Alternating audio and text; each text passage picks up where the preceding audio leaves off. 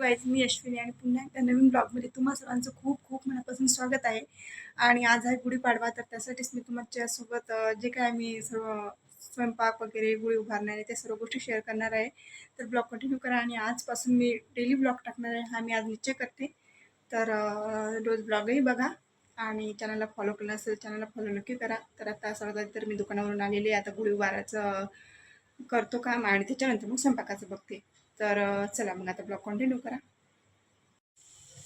तर इथे ना सगळा स्वयंपाक झाला होता, फक्त भजीच राहिली होती काढायची. मग ते काढून घेतली आणि इथे ना सर्वजण मस्त असं जेवण करायला बसलो होतो. दोघं मायले आधी बसली आणि त्याच्यानंतर मी जेवायला बसली. मस्त अशी गुढी वगैरे उभारून घेतली होती. साधी सिंपलच केली होती, कारण वरती जायचं खूप जास्त कंटाळा आला होता, खालीवर करायचा म्हणून. मग इथे ना मधातच गुढी उभारली होती छोटीशी सिंपल स्वरूपाची. गुढीला नैवेद्य वगैरे दाखवून घेतला आणि इथे ना तर आता सगळी कामं वगैरे झालेली आहेत, जेवण पण झालेलं आहे आणि गॅस वगैरे सर्व क्लीन झालेलं आहे. दुपार झालेली आहे, जेमतेम 3 वाजलेले आहे दुपारचे आणि सर्व कामे झालेली आहेत. पण कंबर का खूप जास्त दुखत आहे. सणाचा स्वयंपाक म्हटलं की खूपच जास्त ताण असते. गॅस वगैरे सर्व क्लीन झालेले आहे, भांडी पण घासून झाली. माझ्यासाठी गाडी आणली होती. 9 वर्ष आहे, त्यामुळेच मग त्यांचं असं म्हणणं होतं की 9 वर्षाच्या दिवशीच गाडी घरी आणतो. मग म्हटलं चला ठीक आहे, म्हणून मग त्यांनी इथे गाडी आणली होती. म्हणून मग मी त्याचीच मस्त अशी पूजा वगैरे करून घेतली. खाली स्वस्तिक वगैरे काढून घेतला आणि मस्त असा गाडीला हारसुद्धा घालून घेतला आणि 1-2 फोटोज पण काढून घेतले. आणि फोटोज काढले नाही तर मला गमतच नाही, कारण कोणतीही वस्तू असो त्याच्यासोबत फोटो काढायला पाहिजेच. मलाच कसं तरी होतं, म्हणून मग मस्त असे फोटो वगैरे काढून घेतले आणि बाकी इतर काही गोष्टी करून घेतल्या. आणि गाडी तुम्हाला कशी वाटली ते मला कमेंट करून नक्की सांगा. तर ही गाडी माझ्यासाठी घेतली, अजून येत नाही, आता उद्यापासून मी गाडी शिकणार आहे.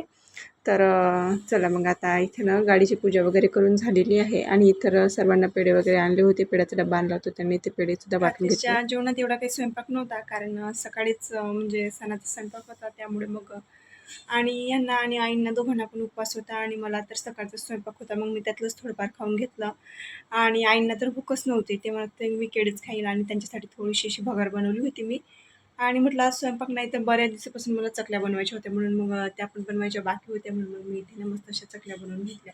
म्हटलं की दुपारच्या टायमिंगला खूप जास्त ऊन तपते आणि खूप जास्त गरम होत आहे आणि आमच्या अकोल्यात तर विचारूच नका, खूप जास्त ऊन तपत आहे. त्यामुळे मग मी इथे ना रात्रीच्या टायमिंगलाच म्हटलं आज स्वयंपाक वगैरे नाही, तर म्हटलं हे काम तरी उरकून जाईल आपलं. बरेच दिवसापासून चकल्या बनवायच्या होत्या. पीठ आम्ही गोव्याला जाणार होतो, तर मग त्यासाठीच दळून आणलं होतं चकल्याचं, की म्हटलं गोव्याला जाता येत तर आपण सोबत नेऊया.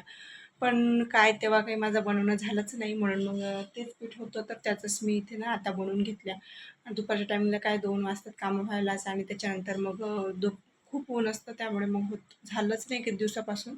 म्हटलं चला आता आज बनवूया, म्हणून मग मी इथे ना मस्त अशा चकल्या बनवून घेतल्या. दाखवते तुम्हाला कशा वाटल्या ते सांगा मला. मी अशा प्रकारे मी चकल्या बनवल्या होत्या. चवीला तर खूप छान झाल्या, कारण आईंना आणि ह्यांना माझ्या हातच्या चकल्या खूप जास्त आवडतात आणि आमच्या इतर जे काही नातेवाईक आहे ना त्यांना पण खूप जास्त चकल्या आवडतात माझ्या हात. आणि काही नाही, म्हणजे खूप सोपी रेसिपी आहे.